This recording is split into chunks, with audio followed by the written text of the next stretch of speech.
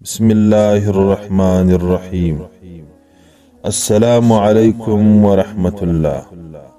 آج کی ویڈیو میں دو سوالوں کے جوابات آپ کی خدمت میں لے کر آیا ہوں۔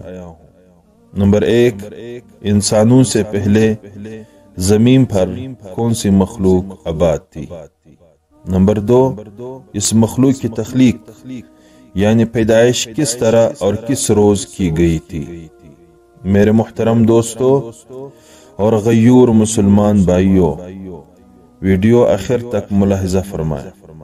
حضرت ابن عباس رضی اللہ عنہ فرماتے ہیں کہ جنات زمین پر اور فرشتے آسمان پر رہا کرتے تھے، اور یہی آسمان اور زمین کی آبادی تھی۔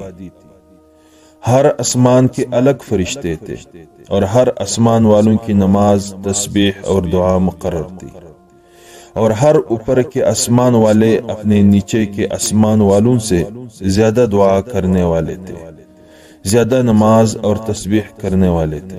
بس آسمان کو آباد کرنے والے فرشتے تھے، اور زمین جنات نے آباد کی تھی، اور جنات کو اللہ تعالیٰ نے حضرت آدم سے 2000 سال قبل پیدا کیے ہیں، جیسا کہ حضرت عبداللہ ابن عمر ابن عاص رضی اللہ عنہ فرماتے ہیں، خلق الجن قبل آدم ب1000 عام، اور جنات کو اللہ تعالیٰ نے حضرت آدم سے 2000 سال قبل پیدا کیا۔ حضرت عثمان اپنی سند کے ساتھ ایک روایت نقل کرتے ہیں کہ اللہ تعالیٰ نے جنات کو پیدا کیا اور زمین کو آباد کرنے کا حکم فرمایا، تو یہ اللہ تعالیٰ کی عبادت میں لگے رہے حتیٰ کہ عرصہ دراز گزر گیا، تو انہوں نے اللہ تعالیٰ کی نافرمانی شروع کر دی اور خونریزی کرنے لگے۔ ان کا ایک بادشاہ تھا جس کا نام یوسف تھا، اس کو انہوں نے مار ڈالا، تو اللہ تعالیٰ نے ان پر دوسرے آسمان کے فرشتوں کا ایک لشکر بھیجا۔ اس لشکر کو جن کہا جاتا تھا، ان میں ابلیس بھی تھا جو 4000 کا سردار تھا۔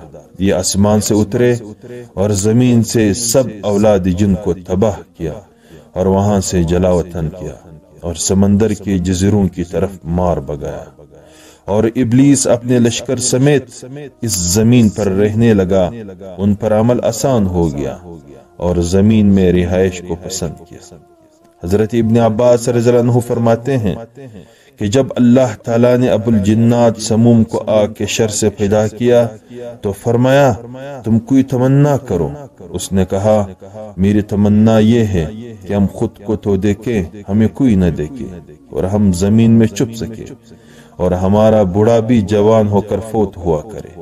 تو اس کی یہ خواہش پوری کی گئی، اس لیے وہ خود کو تو دیکھتے ہیں لیکن دوسروں کو نظر نہیں آتے، اور جب مرتے ہیں تو زمین میں غائب ہو جاتے ہیں، اور ان کا بوڑھا بھی فوت نہیں ہوتا مگر جوان ہو کر، یعنی جیسے بچہ اپنی آخری عمر تک پہنچ جاتا ہے، اسی طرح سے ان کا بوڑھا جوان ہو کر مرتا ہے۔